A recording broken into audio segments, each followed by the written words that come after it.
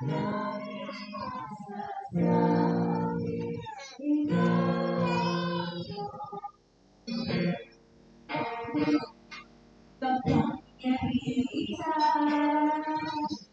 ba yun ito? Ha? Noon.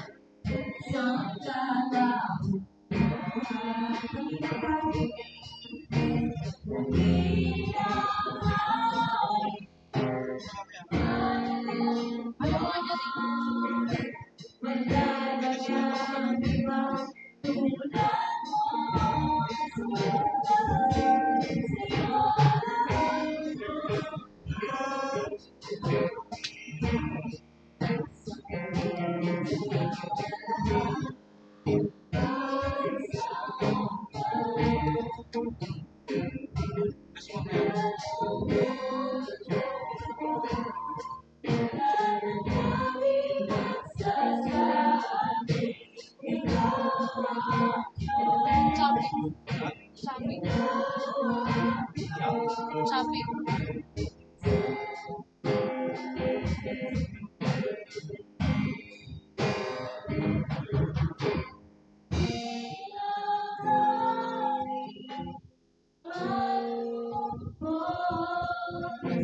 Wala na nga ibang tulad mo. Sa'yo lahat ng Pati, pati, ang pakita din ako.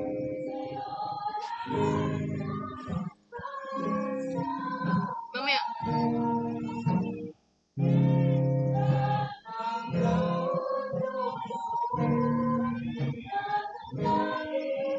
Pakinggan mo. Pakinggan mo.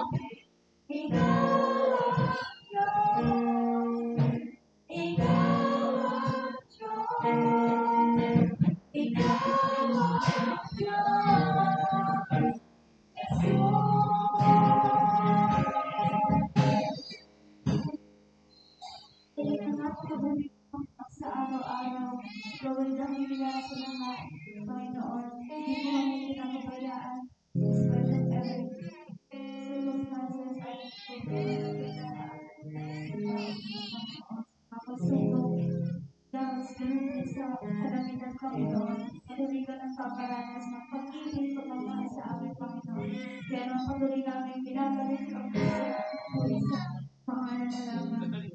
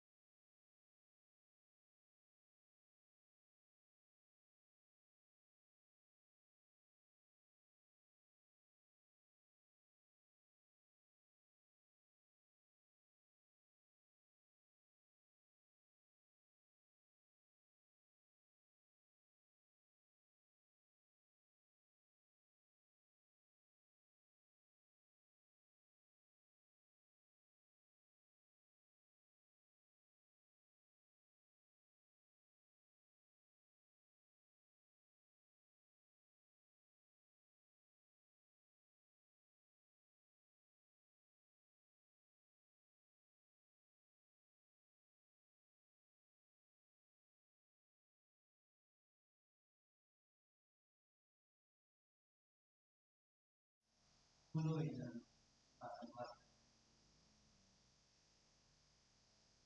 Hindi ko ito din, okay ba?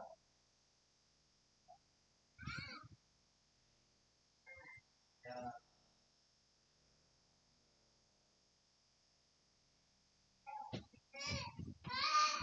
okay, so, our compassionate great high priest appointed both na matataas po natin yan, tested and perfected.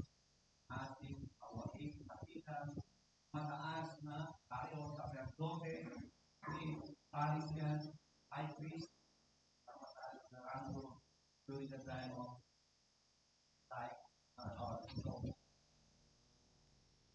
time, during the time of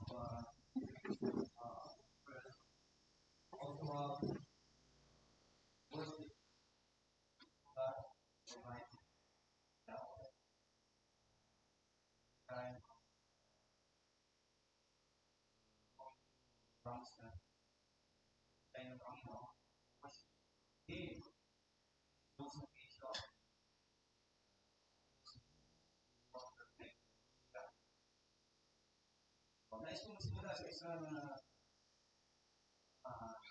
nakatutuwang kwento. May araw-araw patungkol sa self-appoint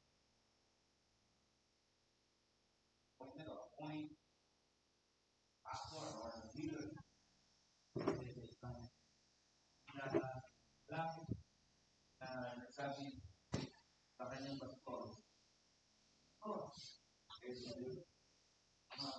mukhang tinatawag ako ng Panginoon.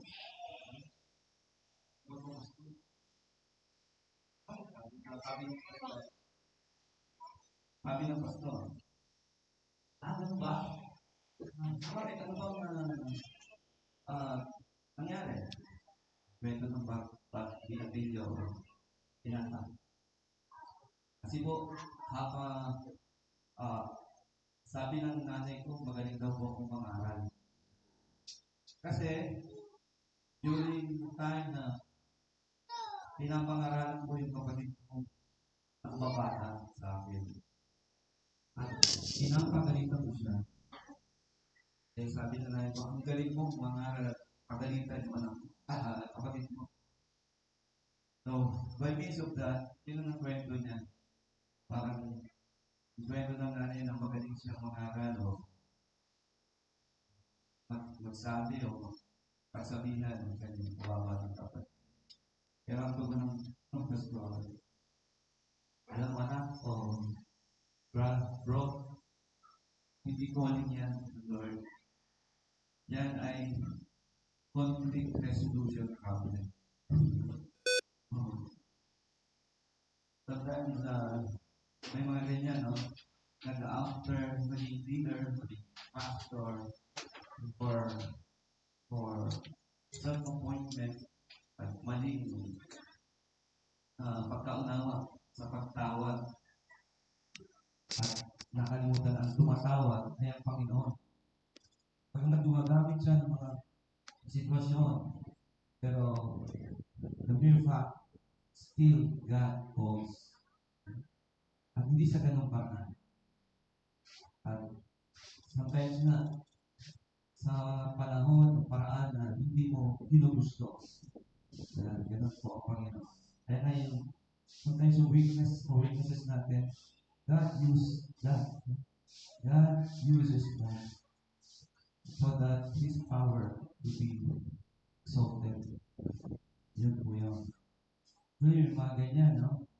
Pastor because, o nagiging leader because magaling siya magsalita, o kaya naman, wala na siyang mapuntahan. Nag-aral, hindi niya kaya matapos sa pag-aaral sa kolehiyo, nagpastor na lang. O kaya naman, kasi na-idolize ko ito eh. So, kapatid niyo, may siya na-idolize na pastor, magpapastor na rin siya. Hindi ganun ang pagkatawag ng Panginoon. Kaya, babalik pa rin tayo sa disenyo ng Panginoon. begin with this introduction.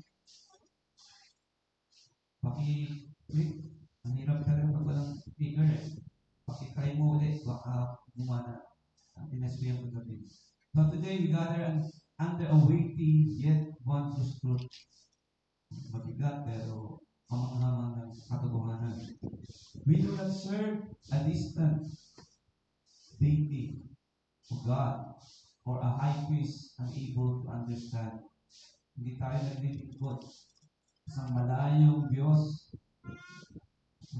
or mataas na sacerdote na hindi nakaunawa. But we serve a compassionate great high priest, one who was yan na. Kaya kailangan na talaga natin ng TV. One who served, one who was appointed, who, and kaya, yan. Nandito yung aking copy. Hindi naman gumagana dito.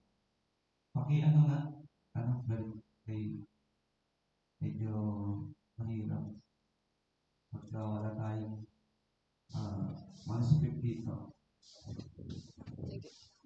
Was perfected for our salvation. So, itong mga talatang ito ay magpapakita sa atin ng pagtawag na tignan na malalim ang role, qualification ng ating Panginoon Kristo in a way that transforms how we approach God, how we suffer, and how we live in obedience. Yan po ang ginawa ng Panginoon kasi. Diba, we receive the Lord Jesus Christ as our Lord, Master, and Savior. Kakalimutan natin, Master din po siya. Yung Master Teacher siya. So, sometimes, Thank you. nakalimutan natin that Master sleeps. Son sleeps. Kung ano yung nais ng kanyang maestro, dapat ay ganun ang kanyang gagawin din. Nakakunik ba ito dito? Ayun.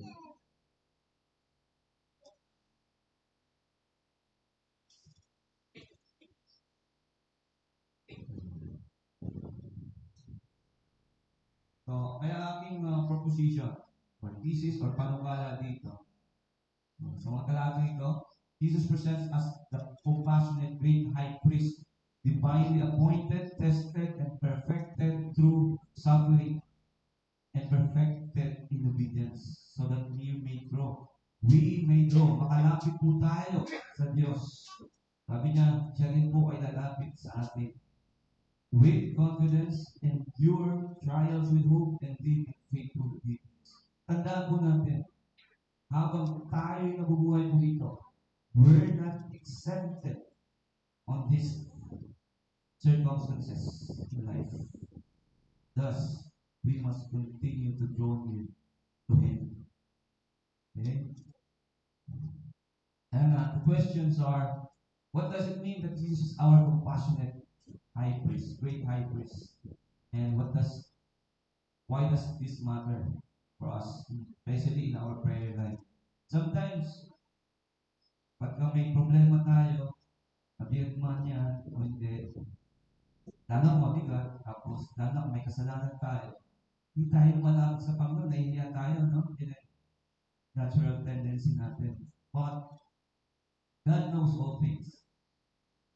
The best thing that we can do is to come to Him. Patuloy tayo lumapit sa habag ng Diyos. That's why the grace of God, ang dalog ng Diyos, His mercy, new every morning, sabi nga sa songs, hindi dahil lalapit tayo, tapos magpapatuloy ulit tayo sa kasalanan. Hindi gano'n. Lumalapit tayo upang tulungan tayo ng Diyos na unti-unti tayo makaalayas, makaalpas, makatakas sa mga bagay na hindi kalugod-lugod sa Panginoon. Okay? Kaysa naman, mas lalo tayong lumayo sa Panginoon. Okay?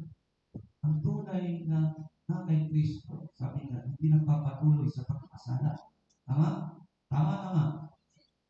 Siya'y patuloy na mahawa sa katotohanan na tayo ay kanyang pinatawad na ating mga kasalanan. That's why we must not continue sinning. Kung ang Panginoon ay sinless, ang ating heart's desire is to be less sin. Kasi while we are still here in this body, corrupted, aside from this, yung mundo corrupted, yan ay basically sa ating bansa, corruption, ngayon ang pinag-uusapan. So, that's why we must continue to confess our sins. We must always be changed in a new life of Christ. And as a Christian one, confess our sins is faithful just to us. Secondly, how does Christ's suffering and obedience empower us in our own trials? How does, paano ang Panginoong Kristo, yung kanyang sufferings, ilang sufferings o severe sufferings, and complete, full, 100% obedience empower us in our own trials. Magagawa ba natin ito? Sabi ni Pedro, hindi naman mahirap sundin ang utos ng Panginoon. Kasi nga naman, buhay niya ay hantong ako saan not enough nagayahin lang ang pwesto ng Panginoong sa Kristo. Nakatayo, nakapako sa krus. Parang kulang sa kanya dahil sa kanyang pagkukulang. Kaya sabi niya sa kanyang tormento o pagpaparusa, balik ka rin niyo ako kahit papaano kaya ko o makasapat ako sa ginawang dakilang pag-ibig ng Diyos sa akin. Kaya siya po yung pinako na pabaliktad. Ang hirap lalo talaga. Super sakit. So in what concrete ways we can live? Or can we live out? Sabihin, ibang buhay natin. No? Drawing near, persevering, and obeying at home, work, and in community. Or kahit saan man tayo naroon. So, yun po, no? Kaya, let's go now to first passage, verses 1 to 4. For every high priest taken from among men is appointed on behalf of people and things pertaining to God in order to offer both gifts and sacrifices. Verse 2, for sins, we can deal gently with the ignorant and misguided. They are straying away. Yung lumalayo na sa Panginoon, nag-backslide na. Since himself also is prophet in weakness. And because of it, he is obligated to offer sacrifices for sins for himself as well as for the people. And no one takes the honor for himself, but receives it when he is called by God, just Aaron also was. Aside from pangalan ni Aaron, because Aaron was the first high priest of Israel during the time of wilderness going to the promised land. Okay? Now, to grasp, para makuha po natin ang tunay na kahulugan, buong kahulugan nito, we will walk through the three major truths. First, the nature of the high priest. Dito po natin makikita yung roles, qualifications, and characteristics, something like that, of a high priest during the time of Moses, or Mosiah. Then, secondly, how Christ fulfills and surpasses that role. Paano niya nabot, nagawa, natapos. At nalagpasan pa, ha? Hindi lang po naabot, nalagpasan pa yung role na yan. And lastly, what's the result and application for us. So, first, the nature of the high priest. So, sabi doon, for every high priest taken from among men. So, nakukuha ito, pinupili mula sa mga tao. During the time of Moses, bakit napili si Aaron? May masasayad na rin natin, yung ako lang. Kasi during the time, si Moses, di ba, tinatawag siya ng Panginoon na mauna sa kanyang bayang pili. Pero, ano ginawa niya? Sinabi niya, naku, hindi ako magaling magsalita. Buyoy ako, buyoy. Pero ang totoo niya, magaling siya magsalita. Nag-aalibay na. Because siya'y galing sa Egypt, anak ng Cesar. Hindi naman niya lalaki na hindi aral o hindi nagkaroon ng magandang schooling. But because of denying, sabi ng Panginoon, di ba may kapatid ka, may kuya ka? Siya yung iyong mouthpiece. Siya yung tagapagsalita. Sa talagang pag tinawag ka ng Panginoon, hindi ka makakaakal. Hindi ka makapagdadahingan. Okay? Tatawag natin, each and every one of us are called. We are called by God, but in different, calling, different degree, different position. Ay nasa Ephesians chapter 4, basahin niyo po. So, let us take look at the representation and implication ng isang high priest. Implication kasi siya po ang tagapamagitan ng mga tao sa Panginoon. So the high priest is taken from among men. Human is human. We don't one of us. Yung kanyang appointment on behalf of men, matters relating to God. Then his role, offering gifts and sacrifices for sins. Even him must offer and sacrifice for his sins. So siya nga ang unang mag-offer ng gifts and sacrifices. Otherwise, siya ang unang mamamatay. Yung high priest, tinatalian, papasok sa Holy of Holies. So, ganun, pabanal-banalan, kataas-taas ng Diyos, ang Panginoon. Kaya, hindi kaliting na kasalanan ang high priest.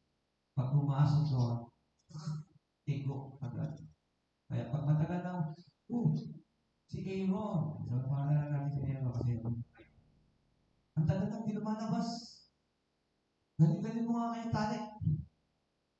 Kapag hindi siya lumalaban, alam na this. Ganun yun. Pansinin natin yung costume na nabasa ko lang ngayon. Yung costume ng high priest. Alam po ba, may mga representation yan. Sa dibdib yung shield, may 12 stones yan na lagat. To represent the 12 tribes. Nakalagay, 12 tribes. No? Part ng kanyang dibdib sa puso.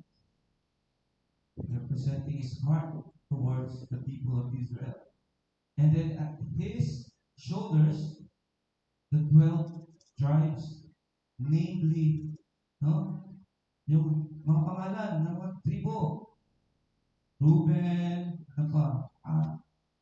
Issachar, Joseph, and so on and so forth. Levi, mga kabataan, kabisado yan. By the way, gusto niyo ulit matrip, pagkakalimutan, pag-isaduhin, hindi 12 tribes, konti lang, 66 books of the Bible. Alam niyo, may kabisado na. Pero, konti pa, para tuloy-tuloy. tuturo ko kung paano kabisaduhin sa sismalo. Saka to-follow na wala yung isa. Saka si bro dito. Conrad na pala. Si bro Pitoy sa Pitoy. Conrad. Conrado. Parang noong araw pangalan, no? Kaya ayaw ko makita Rolando eh. Pero mas modelo yung Conrado. Ah. So anyway, ano yung gifts? No? The Doro refers to offerings. Refers often to offerings of devotion.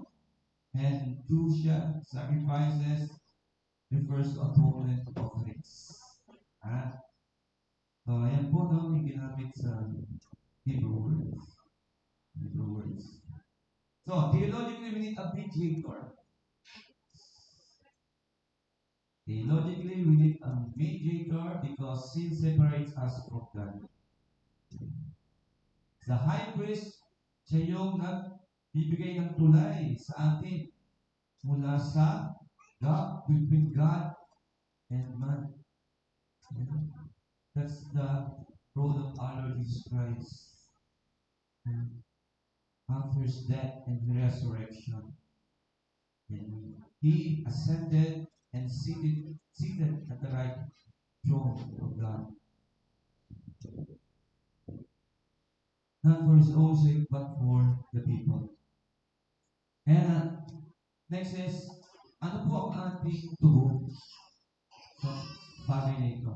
So, ang tugon po natin, kapag tayo ay may guilt at kahihiyan, nahihiya tayo, no? Na hindi tayo kalapit sa Diyos, tandaan natin, ang Panginoon Hesus ang ating tagapamagitan. But do not take advantage of Him because, He knows all things. So, stands between you and God. Tandaan po natin, si Jesus, already seated at the right hand of God means He has all authority given unto Him. Tulad sinabi sa Matthew 28, verse 18, before He ascended to heaven. And the high priest sympathizes with those who are, ito yung dalawang klaseng sort of people that we must look and help and understand. Pero mamaya, in second, first yung ignorant. Yung ignorant. Ito po yung mga, related na lang din sa panahon natin. Ha? Ito po yung mga umunawa ng salita ng Panginoon. Okay? Probably fake Christians or sadly, matagal nang wala ng pataya. Still, they are not growing spiritually. So, ano kaya ang problema? Spiritual disciplines. Yan ang talaga. And the true meaning of the gospel of the Lord Jesus. And most especially, the pride. Pride. Dapat prituhin mo rin yung pride na yan, mawala na. Selfishness. Pagpalitan mo ng selflessness. Nakuha niyo po? So, yan yung isang klase ng mananampalataya. During the time of Moses, so yun, mga ignorante sa salita ng Panginoon. Kaya pagka nagka-problema, angal dito, angal dyan, babatuhin si Moses, aakalin mo. No? Kaya hindi sila tuloy nakaapak sa kinanakang lupa ng Panginoon. Rest ng Panginoon. And then the second one, yung going astray, ito yung mga lumalayo sa Panginoon. Nagbabackslide. Kaya, yung isa nating kabataan, hindi ko nasasabihin ang pangalan. Abutin niyo. Matagal lang napapansin ko, hindi lumakas. At mapapadala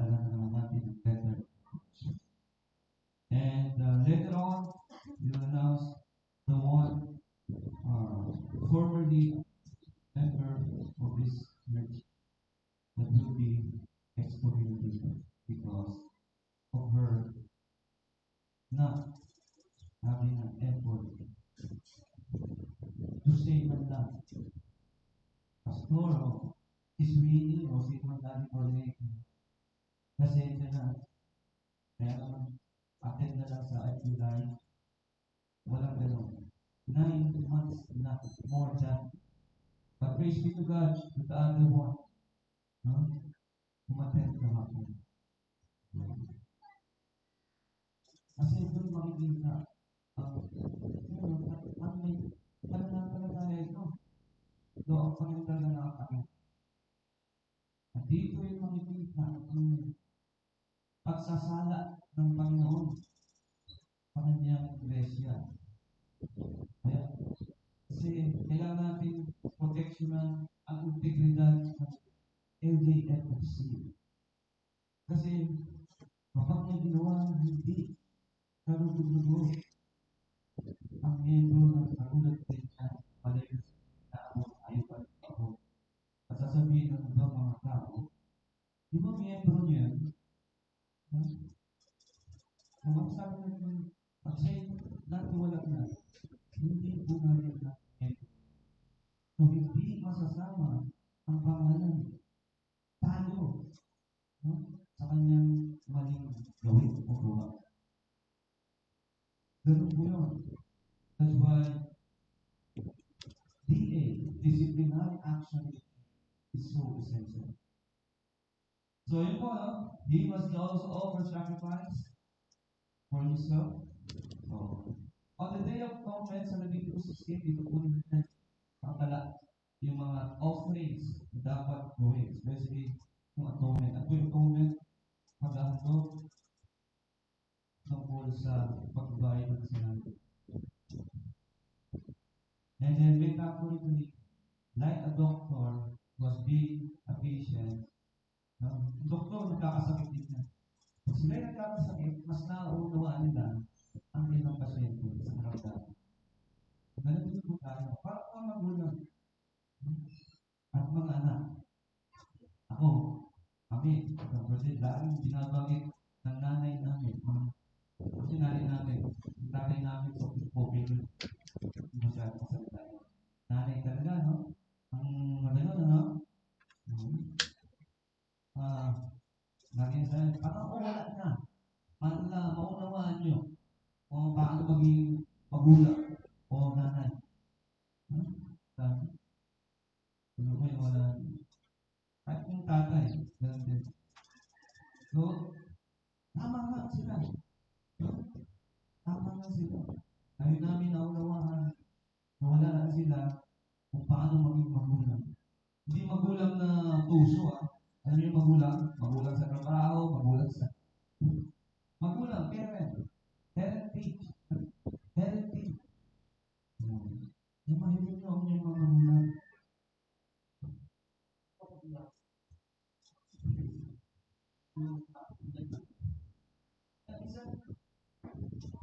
Tamang mga dahil sa experiences na Bisaya pala ako Nanay ko kasi Bisaya. Yari Kindan. Nanay namin. Pag pumasok mga kupa, parang wala ibang pangalan ng Aling Kindan. Kaya pag nagsabi ko kaya Aling Kindan, I don't know. Kaya kasi may nanay namin sa pupul na. Ano yung people person? Kaya nga nung namatay siya, di namin mabilang ilan yung sasakyan na sumama. Meron hanggang sa dulo ng street ng St. Ignacio, doon may mga dumalo pa. Yung mga so, ganun naman,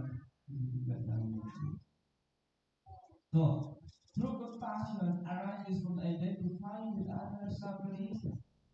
So, sino ang makaunawa pagdating sa mga kahirapan, paghihirap? Siyempre yung mga hirap na nauna na. Diba? Lalo ng ating Panginoon Jesus. Matindi ang kanyang dinanas ng hirap.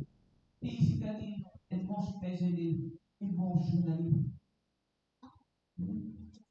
Kaya sabi, saktan mo na ako physically. Huwag na ako pagsabihin ng masama. Kasi emotional ka naman. Lalo na ako, madamdamin. And sabi na, our response dito, mga kapatid, brokenness, honestly, is the best. Is the best? Police. Ay, policy. Hindi ko mas dahil police. No, kasi pag nag-mobya kayo, ako police ko kayo. Tawa naman sila. Your brokenness energy before Jesus, He understands. Also show compassion to others. Remembering you too struggle. Sino dito hindi nag-struggle? Sino dito hindi nakaranas ng pagsubok sa buhay? Paborito natin. Gusto lang natin. Pastor, lagi niyo siya. Si James. Book of James. Ano mayroon tayo doon? Wala pala yung basket. Ano ba nga? Kaya ihanda po natin ang ating buhay. Spiritually speaking. Kasi ito ang magdadala sa atin tungo sa katagalan. Okay? Lalo mga babae, mga emotional yun. Kung tingnan mo lang, galit na. Pero hindi naman lahat. Kasi nga, tumatatag na sa lahat ng aspeto. And last, the nature of the high priest, qualification, role, he has to be mindful. Hindi siya self-appointed. Huwag natin kailangan tumakbo na yun. Appointed son. Self-appoint siya ng sarili niya na siya ang the Son of God. Amen. So, high priest has divine calling from God. Then, the office of the high priest is not assumed by ambition or popularity. Kaya pipili tayo ng leader sa panahon natin ngayon, hindi dahil wapo, maganda, mayaman, mataas ang pinag-aralan, magaling magsalita, ano ba? And everything, hindi mo, we must look unto the biblical qualifications of being a leader, a deacon or elder. Kaya, pag-aaralan natin mamaya sa Sunday School na hindi natin na talakay doon sa ating servant, ministers and servants retreat. Kung gusto nyo mga yun, sumama, yan kayo. Kung wala kayong Sunday School. Kasi napakahalaga po na biblical tayo in terms of leadership. Kasi ang biblical na leaders are servant leaders. Hindi boss leaders or bossing. So, kaya nga, sabi dito, it must be called by God. Like Aaron, he was appointed by God, not self-elected. Kaya, ang church nag-i-elect. So, gagawin po natin, kasi ang pastor ang nakakaalam niyan, siya ang karugitan sa Diyos, sa tao, yung mga lingkod, siya po ang mag-refer, mag-endorse ng mga pipiliin ng congregation based from their qualifications, based from their being a servants. Their services to the Lord from the start until now. And of course, their character, attitude, behavior, and so on, in spiritual aspects. So, in Exodus chapter 3 to 4 and 4, Moses repeatedly protested his calling.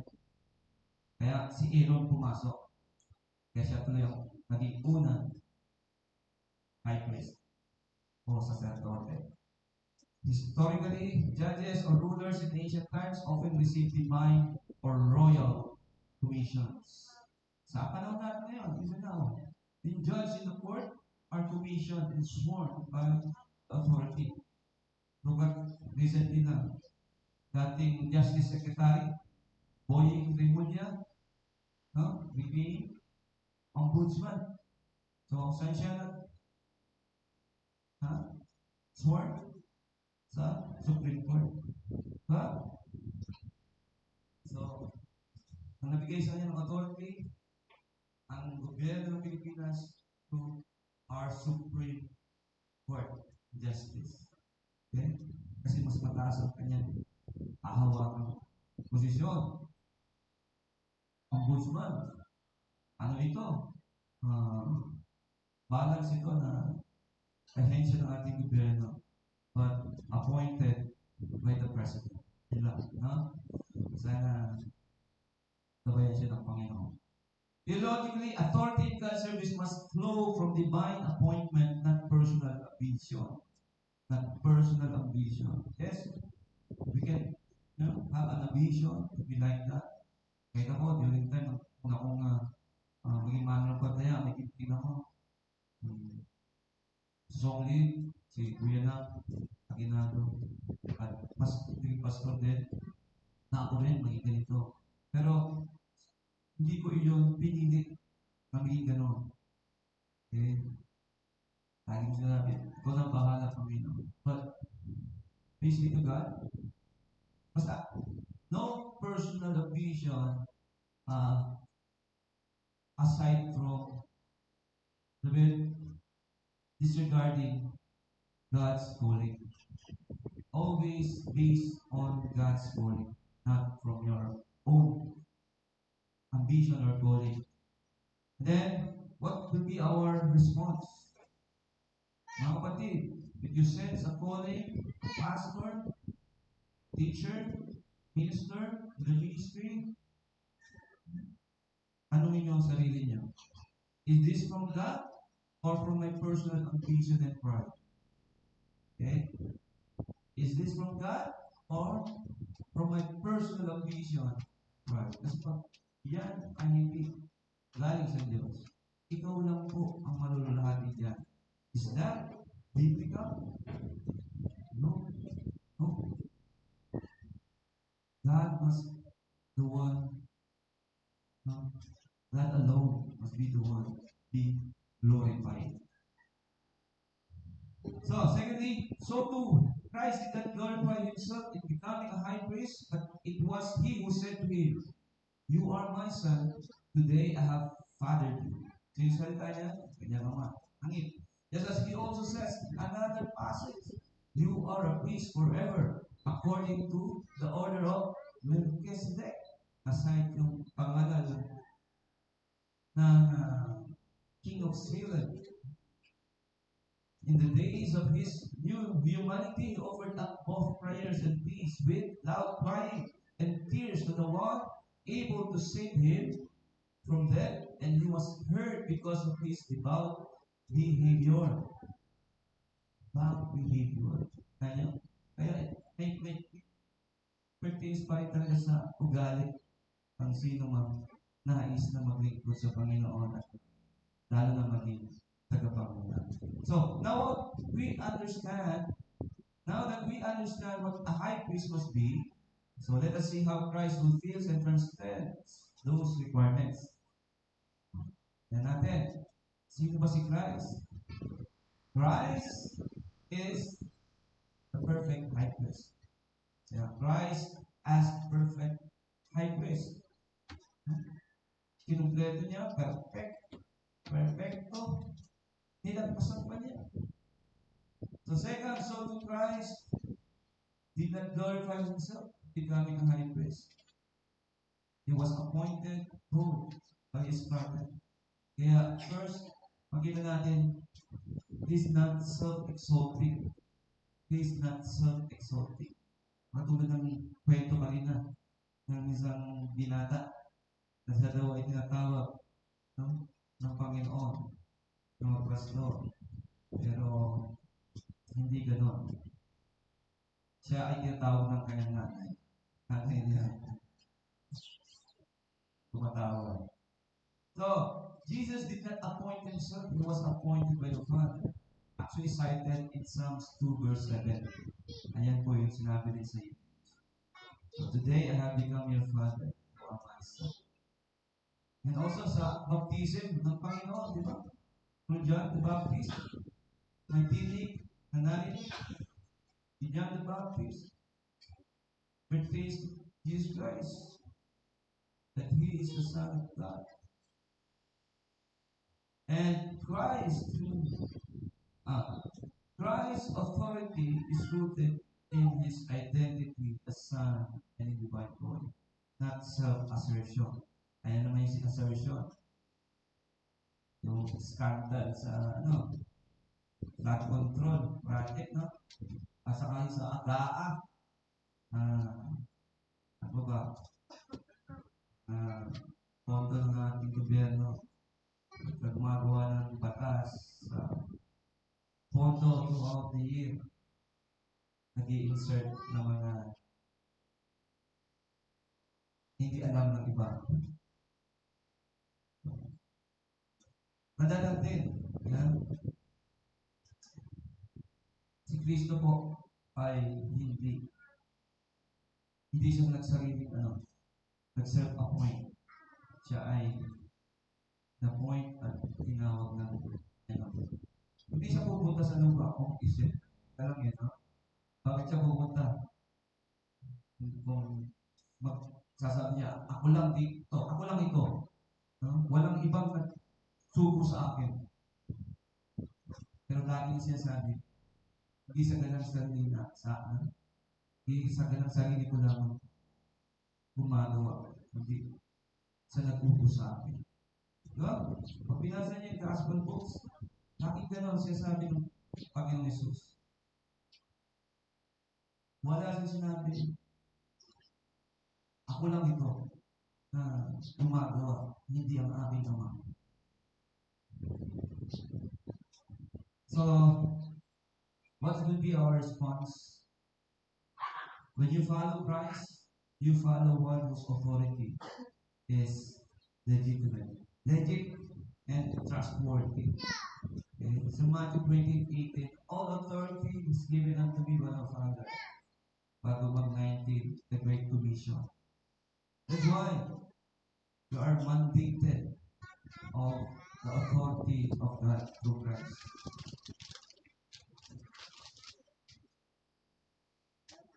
Secondly, forever in the order of Melchizedek. Yan, tingnan natin ito. Medyo mahaba ito pertains to the pagkakilala kay Melchizedek. Who is Melchizedek? Melchizedek appears in Genesis 14:18-20 as king of Salem and priest of God Most High, El Elyon. Bigla na sumunod ito eh. He meets Abraham after Abraham defeats several kings, mga spoils. No? And then Melchizedek brings out bread and wine and blesses Abraham. Then Abraham gives a tenth of tithes. That's why, sabi, yung tithes daw ay para sa mga Hudyo. Dahil ito yung Mosaic law, hindi po. Wala pang Mosaic law, may nagta-tithes na. First, the man of faith, Abraham. And then Melchizedek means king of righteousness, king of justice, and king of peace. Mapapansin niyo yung mga metaphors or pagkakalintulan kay Melchizedek. Sabi nga, it was foretold for Jesus Christ. Connected kay Jesus Christ, itong si Melchizedek. And some believe Melchizedek was Jesus Christ in the Old Testament. But di pa klaro kayo. Di klaro. Melchizedek appears without genealogy and parentage. Wala siyang pinagmulan. Wala siyang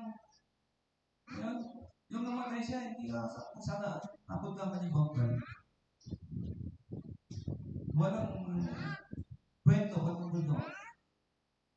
Diba si Jesus ay ganun din? Ang ating Diyos ay ganun din. He is the Alpha and Omega. Tapos He is eternal. Walang simula at walang wakas. Diba? The writer in chapter 7 ng Hebrews, by the way, sa pagdating na 7, mas i-elaborate po natin itong patungkol kay Melchizedek, the high priest of the God Most High. Sabi no? Yung writer ng Hebrews, highlights that Melchizedek has no father, mother, genealogy, having neither beginning of the Israel life. He functions as a priest before the Levitical priesthood. So wala pang Mosaic law, wala pang mga Levites na nasiwa sa templo o sa tabernakulo ay meron ng Melchizedek. Meron ng priest. And by the way, we're also priests. Do you believe on that? Na tayo din po ay priests, biblically, to the priesthood of the believers. Isa pang may hood eh. Hindi sasakyan ha. Servanthood. Ha? We are servants of the Lord. Okay? Then, meron ka. Theological and mission significance. In Hebrews, Melchizedek is used as type of foreshadow of Christ. And foreshadow. No? Nasalamin niya si Kristo. Sinasalamin niya. Secondly, Hebrews uses Melchizedek's appearance and superiority by giving blessing to Abraham, and Abraham tithed to him, to show that Christ's priesthood is superior to the Levitical priest. Kaya yung mga priest nag-bless, o yung mga sacerdote. At during our time, mga pastor, mga leader. Because Melchizedek is described without recorded origin or death, he is presented as certain, eternal, or perpetual. The last is both king and priest. Both king and priest. Sa iba, during the time, ancient times, Bible times, makiwala yung king, mga priest. Yung king, may priest. Advisors niya. Pero, dito sinasalamin si Christ. Is king and priest, simply high priest. Kaya sabi, you are a priest forever. Theologically, Christ's priesthood is superior, unending, and unmatched by any human priest. So what will be our response? We don't need a new mediator in every generation. No? Till the age ends. Only Jesus Christ is our mediator and high priest. Last, let's look at suffering, prayer, and obedience. So Jesus, sa kanyang pagiging tao, nagkatawang tao, nanalangin siya ng marudong. He cried out in tears to the Father, and he was heard. They didn't need it because of his reverence to his Father. Kaya kung gusto natin marinig ng Diyos, we must give our full reverence. Ano ba reverence? Paggalang lubos sa Panginoon. Na wala tayong pagmamalaki sa Kanya. Kaya yung mga pride niya, mga selfishness niya, tingnan nyo, may fish din yung selfish, no? Ako si may pride. Lutuin nyo na yan. Kainin nyo na. Matanda na yan. O kaya, taapon nyo na yan. Kaya nung panahon ng Holocaust, yung mga man pagdaya, like Corrie Ten Boom, si Dietrich Bonhoeffer, yung mga sakripisyo, nag-alay ng buhay para may maligtas ng mga Hudyo. Alam niyo kung ilang milyon pinatay during that time? 6 million. 6 million Jews. European Jews. Kaya pag pupunta sa Europe, specifically sa Scotland ba yan? Mayroon doon monument or museum na kung saan doon yung natirang damit, sapatos, salawan, bungo. Saan? Sa Germany ba? Pero malapit yung Scotland natin. Kasi kami sa Nakali. Pag pumunta ka, daanan mo yun. This is ay, mga Belgium eh. Sana all. Theologically, Christ's suffering and anguish, prayer were not signs of weakness, no? But obedience, dependency, and qualification to enter sin. Kaya siguro yung mga pride, yung mga selfish, yung mga taas ang tingin sa sarili. Pag nanalangin to, walang effect. Walang, ano yun? Hindi natin may strong character. Pero once you go near in the presence of the Lord, you have a burden, you have sin or sins, mahiya ka. Talagang iiyak ka sa Panginoon.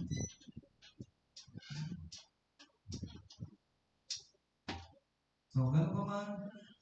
Second, last passage, third point, third truth. Although he was a son, he learned obedience from the things which he suffered, and having been perfected, he became the source of eternal salvation for all those who obey him, being designated by God as high priest according to the order of Melchizedek. So nakita na natin si Kristo, no? Ang ginawa niya. Lahat. Tignan naman natin. Observa naman natin yung resulta ng kanyang gawa. So, perfected salvation. That is so. Perfected salvation. Sabi doon, although he was not, he learned obedience to what he suffered. To what he suffered. Kaya, if we want to be obedient, hindi pwedeng hindi tayo dadaan sa pagsubok. At ang pagsubok magdadala sa atin na sufferings. Tama? May isang kwento ulit. Makwento na ngayon si Pastor. May isang babae nagpunta sa gym. Nag-enroll. Kasi gusto niya lumakas ang kanyang muscle at lumakas ang kanyang katawan. And then, pagpunta niya, siguro siya. Then afterwards, may nakita siya. No pain, no gain. Ay, sabi. Withdraw niya ako ng membership. Ang gusto lang pala niya ay gain, hindi pain. Paano siya makakabit ng muscle kung di siya magkakaroon? Ay, hirapan. Ha? May mga ganyan siya. Gusto lang gain. Walang pain. Kaya walang pagbabago. Ha? Walang pagbabago. Hindi na, sasabihin lang, magkawa ka ng Biblia, pero ano yung pinasa mo? Hindi mo walang ma-share kung ano natutunan mo. Kaya sa prayer meeting, huwag na kayong babanggit at basa ng Bible without sharing what you have learned. Awan po? Parang pinapakita mo lang, Kristiyano ako, nagbabasa. Kasi pag nagbasa ka, tapos may share kang, ano natutunan mo, sabihin, nag-study ka. Tama niyo po? Kasi study ang gusto ng Panginoon sa atin. Hindi lang basa. Magagaya tayo sa isang grupo. Basa. No? Out of context. And out of context. So, learn obedience through suffering. Hindi pwede yung no gain, no pain na. Ayaw natin ng pain. Gain lang. Pakinabang lang.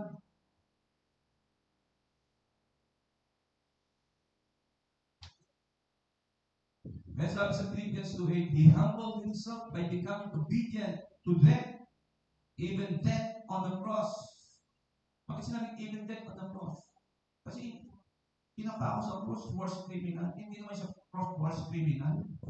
So for the sake of us, naging worst criminal siya.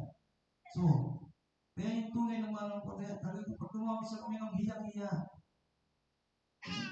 Pag nagkakasala. At nakikinig sa Panginoon. Nakikinig sa Panginoon. So, obedience is not automatic. Tandaan natin yan. Kahit sino man. Kahit sino man. Kaya, let us respond to this. Have a response to this. When trials come, ask Lord, Lord, ano ba ang gusto niyo ituro sa akin? Sa pagsunod. Sa pamagitan nito. Ano ba ang gusto niyo ituro sa akin? Sa pagsunod sa pamagitan nito. dumadaan tayo ng pagsubok. Hindi yung pagkuha tayo ng hindi pagsubok, wala na, nakalimutan na ang Panginoon. Nakalimutan na ang kapatiran ng Panginoon. Mas lalo lang po tayo mahihirapan. Mas lalo lang tayo daranas mga bagay na ayaw natin maranas. Kasi gusto ng Panginoon, daranas na tayo sa mga ayaw nating maranasan ng mabuting pagsubok. Dapat kasama siya. Para maranasan natin ngayon, hindi tayo iiwan ng Panginoon. Kasama natin siya. Siya ang bibigay sa atin ng lahat ng paraan para makalpas doon. Siya ang bibigay sa atin ng kalakasan, ng pangako, ng katatagan, na buhay. Di lamang ito maging sa inaharap. Lalo na sa inaharap ang bibigay sa atin ng motibasyon na mabuhay dito sa lupa in any circumstances. That's why by faith po tayo sa pananampalataya. Make perfect and source of salvation. Being made perfect,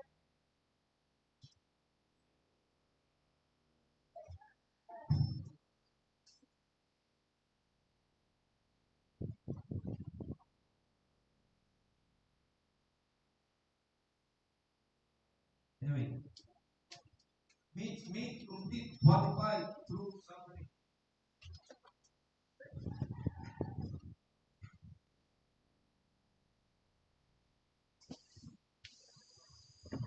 Hello, yan.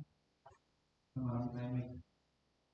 And then, Christ is both the source and guarantee of eternal salvation, theologically. That's why obedience is the path of the Savior. Tanda natin, ha? Yung nabasa. Through His suffering obedience, He is perfect. That's why He became the source or author of eternal salvation for all who obey Him. Hindi pwedeng hindi tayo sumunod. Otherwise, kaibigan, pero kung sunod, kapatid, ni Kristo. Maraming ganyan. So, accept salvation by faith, then live it out in obedience. Kaya, pag nanampalataya tayo, kahit pamabagal, tuloy-tuloy lang. Sunod lang sa Panginoon. Habang tayo sumusunod, habang tayo nakaranas ng pagsubok, suffering, hindi na paano, pagka sa yung parinchisel, yung nag-sculpture ng kahoy, nililinaw tayo hanggang sa mabuo sa atin ang pinapandang dirikma ng Diyos sa buhay natin. And that's designated by God. Jesus designated by God as high priest in the order of Melchizedek. So, Christ's priesthood is valid only because of God's designation. God is the only one, holy, righteous, and mediator between God and man. So if you doubt Christ's legitimacy, remember this. He is God, anointed, appointed, high priest, and Lord, interceding for us. So, brethren, friends, Jesus is our high priest. One of us, yung tao siya, naranasan niya ang lahat ng tao. He is compassionate and divine hope. And He did not self-exalt, but is appointed forever. And in His human life offered prayers and obedience. And lastly, through suffering, He learned obedience, was made perfect, and became the source of eternal salvation, and was designated by God. And let's apply on this. Approach God with confidence. Nahihiya po ba kayo sa Panginoon? Of course, nakihiya kapag tayo may pagkukulang, may kasalanan. Eh kasi naman hindi tayo lumapit. Hindi tayo magbabago.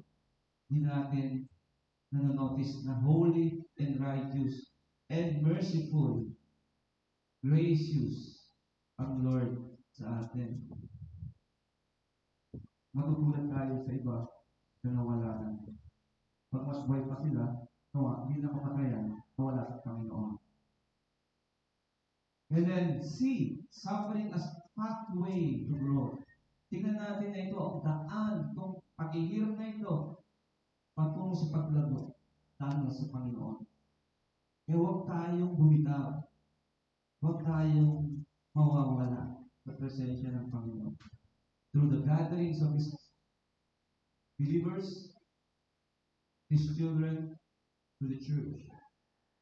Praise be to God. Sila tayo sa isang kapulungan ng Diyos para doon ay sama-sama tayong lumago sa pagkakilala sa Diyos. And thirdly, obedience as fruit of faith. Tandaan natin, no believers nor disciples do not obey. Kasi yan ang first command ng Panginoon, choosing His disciples, ano na? Bago it, come, lapit, and follow me. And I will make you see. Come and follow me. Rest in Christ, appointment. Rest in Christ, appointment.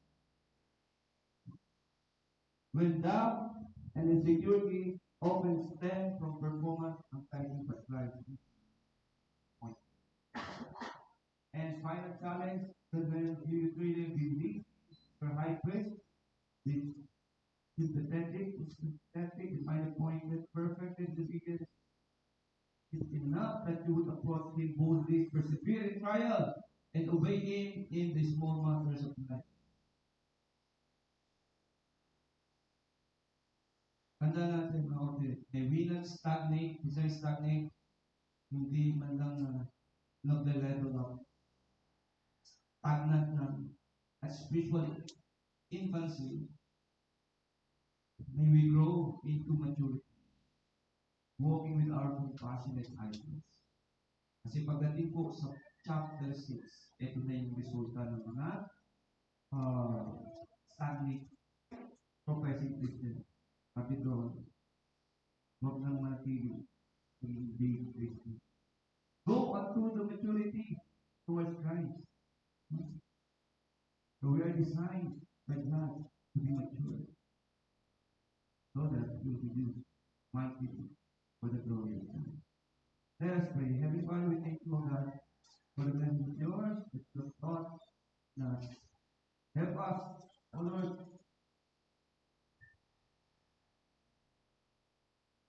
to share in our lives, to practice these in our lives, and share to others as well. May you continue to be glorified in our lives. In others as well. If we ask, if we pray.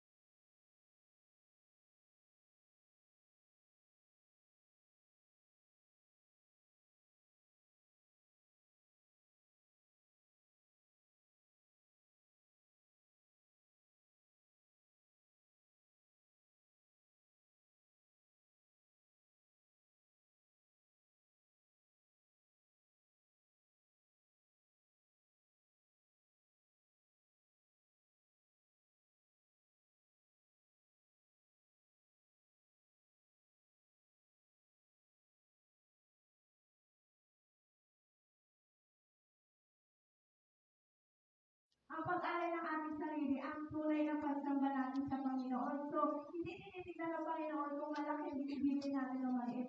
So, kumbaga sa Panginoon, isapat na lang ang sarili natin. So, number one, worship is more than song, it is sacrifice.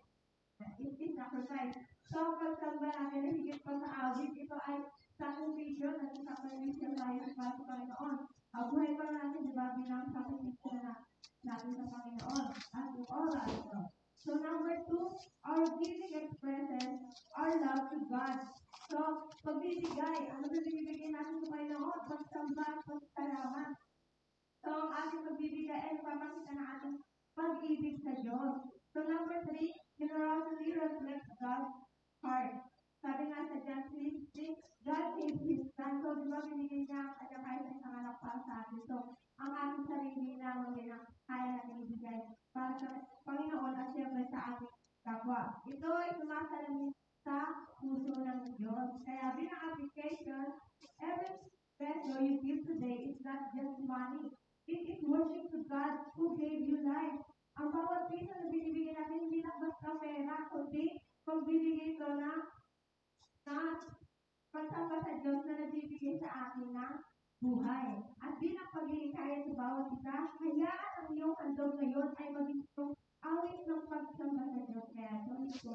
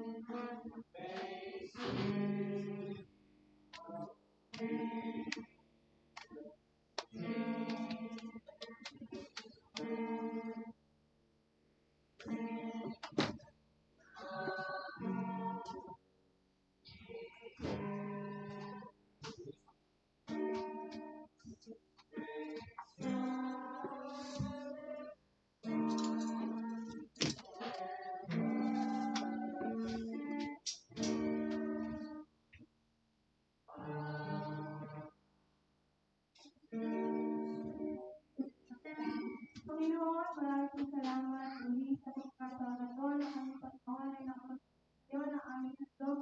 Muna-una ang aming sarili Panginoon. Kaya salamat Panginoon sa pag-ibig na magbigay mo ng kalakasan sa bawat isa sa amin sa biyaya na aming muling maibalik sa iyo Panginoon. Kaya na dalangin ko na Panginoon ang mga handog na ito ay naway magamit sa ikalalago na iyong iglesia portion sa ibig Panginoon at patuloy mo pagpalain Panginoon ang mga nagdito at mga nagdito Panginoon. At patuloy mo pagpalain may mga businesses Panginoon patuloy mo sinabigyan na kanilang ikakalago na kanilang masarap yung kalakasan sa mga nagtatrabaho Panginoon upang may pagbalik sa iyo muli sila ng handog na nararapat sa ito Panginoon. Kaya sa ilawan ng Panginoon binabalik ang patuloy sa salamat.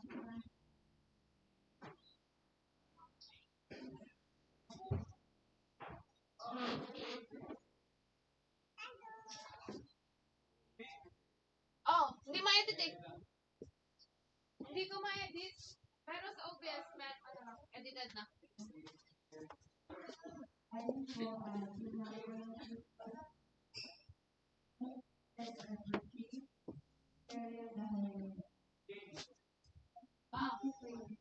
Hindi ko lang ma-edit.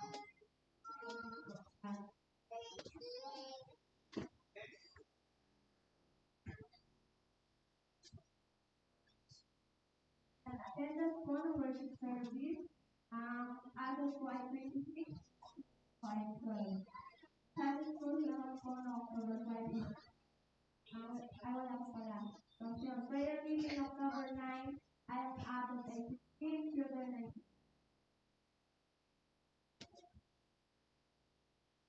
And sa children naman po, attendance. Tapos po sa fortune, ay 14 at sa Putupay.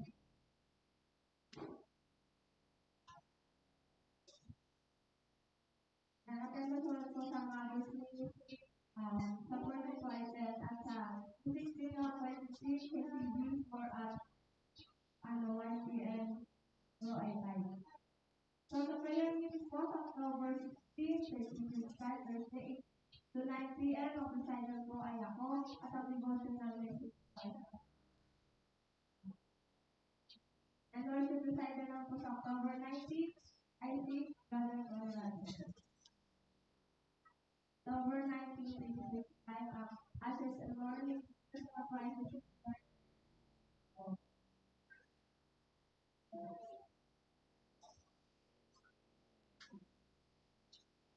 And ang People Heart Giving naman and offering po ng October 5, ang total po ay 8,900.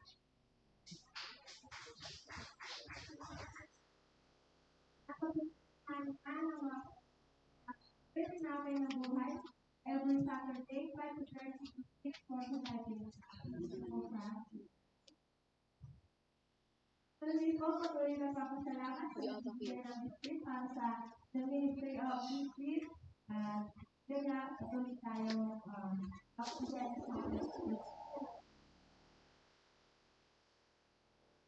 sa patuloy po ng papasalamat sa Panginoon sa tapos na dahil hindi kami dito.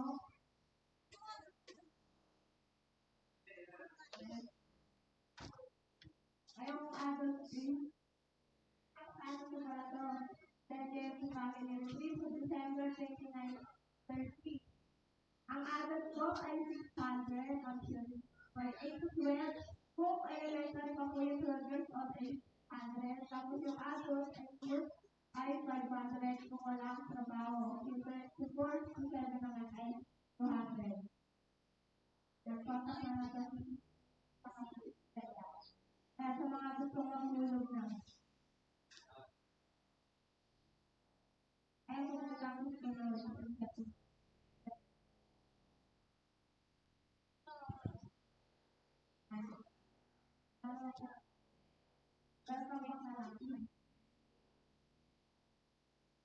And invite someone to church. Now ay kapag-invite pa po tayo. At wala na po,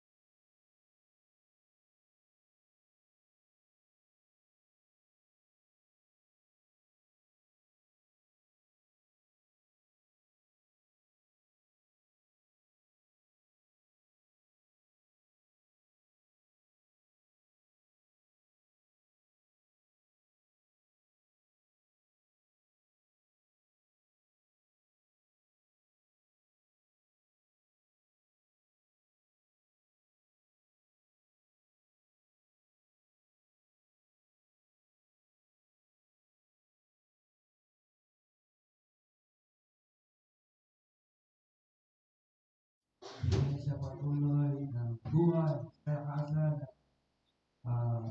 kagalingan, kaparaanan, para unti-unti manubalik. Takas, yung kanyang sulat, at yung speaking niya of that word. Wala posible sa Panginoon is our great God is a healer, provider. Let's pray. Heavenly Father, we lift up you, Lord, Sis Vivian, at tulungan namin siya at tinataas. Kasama namin siya sa prayer namin, prayer meeting, ngayon sa aming mga personal prayer. At ngayon, tutuloy ka, Panginoon. We lift up you, Lord. We ask you, Lord, come you.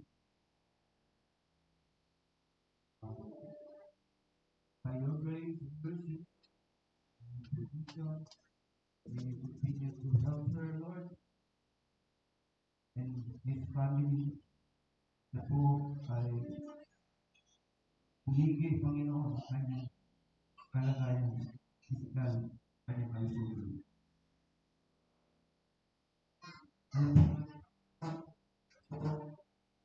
Diyos na nagpapagaling, walang posibilidad ng Panginoon. Paniniwala ka na natin sa kaya dalahin ko, Diyos, kita ng iyong kapangyarihan, ng inyong kaparaanan, at ang iyong kalooban ay ang aming kapatid dito ay gagawin sa pangalan niya ayon sa iyong kalooban. Tulungan mo siya, tulungan mo sa pamilya, anak, tawag, at ganit po ay matulungan pangailangan dahil sa kanyang pagpapag. Kami, kanyang mga kapatid, ay kami rin po ay tutulong ako na ang mga kaya. Kasi tulong, kasamahan siya sila sa panalangin upang sa'yo tumalim at umibig. Maraming salamat. In Jesus' name we pray. Amen. Let's begin to pray, Lord.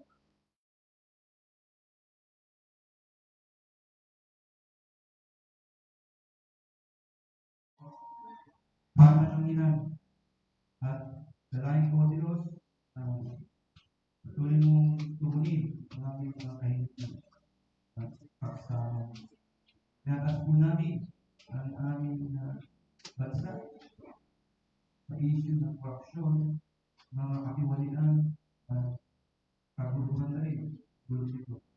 Dalahin ko ang kapayapaan, kaalisan, kasalanahan. Tulungan mo ang Presidente BBM, nawa pabalik ko siya ng tapat, wala man mong paari korupsyon. Pamumunan niya hanggang sa pinaka-mababang tingkod ng gobyerno. At dalahin ko, Diyos, mga kurap, no? At mga kasama nito kami, no? Panagot sa batas, ang malapati mo, Diyos, ay makulong sa makulaan ng iba, lalo ng mga aming gobyerno. Dala namin yung mga ginagawang investigasyon, ICI, NBI, sino ba mga ahensya na nagkaaulak ng investigation ay lumabas ang katotohanan, managot ang tunay na may sala kami. At walang halong magtatakip dahil kamatanan, dahil kapartido, kaibigan, ang mga. Let the rule of the law be. Kaya dalahin ko, Diyos,